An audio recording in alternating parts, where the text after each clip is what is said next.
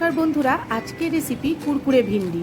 ভিন্ডিগুলো আগে থেকে ধুয়ে নিয়ে তার মাথা আর পেছনটা কেটে নিয়েছি যাতে নুন এর মধ্যে ভালো করে ঢুকে যায়।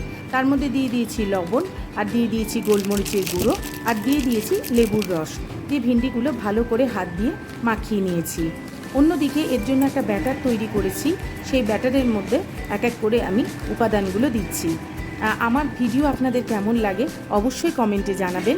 এখানে নিয়ে নিয়েছি 3 চামচ মতো কর্নফ্লাওয়ার, নিয়ে নিয়েছি ময়দা 2 চামচ মতো, নিয়ে নিয়েছি গোলমরিচের গুঁড়ো আর স্বাদ অনুসারে লবণ। এরপরে এর মধ্যে দিয়ে দিয়েছি একটা ডিম, সেটা দিয়ে ভালো করে সমস্ত উপাদানের সাথে ডিমটা ভালো করে ফেটিয়ে নিয়েছি। এর মধ্যে আপনারা চাইলে বরফের টুকরো দিতে পারেন, আমি এখানে ঠান্ডা জল ব্যবহার করেছি, খুবই সামান্য।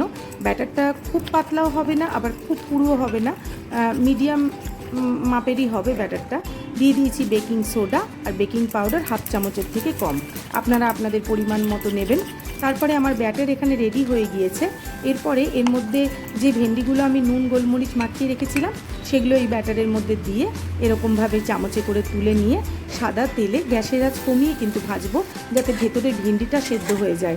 গ্যাসের আঁচ বাড়িয়ে দিলে কিন্তু ওপরেরটা লাল হয়ে যাবে ব্যাটারটা, কিন্তু ভেতরটা সেদ্ধ হবে না। ব্যাস রেডি হয়ে গিয়েছে দারুণ স্বাদের কুরকুরে ভিন্ডি। বাড়িতে অবশ্যই একবার ট্রাই করবেন, আর ভালো লাগলে শর্মিলাস কিচেন অ্যান্ড মোরকে সাবস্ক্রাইব করে দিয়ে পাশে থাকবেন, আর বেল আইকনটি টিপে দেবেন, তাহলে প্রথম ভিডিও আপনাদের কাছে চলে যাবে। নমস্কার।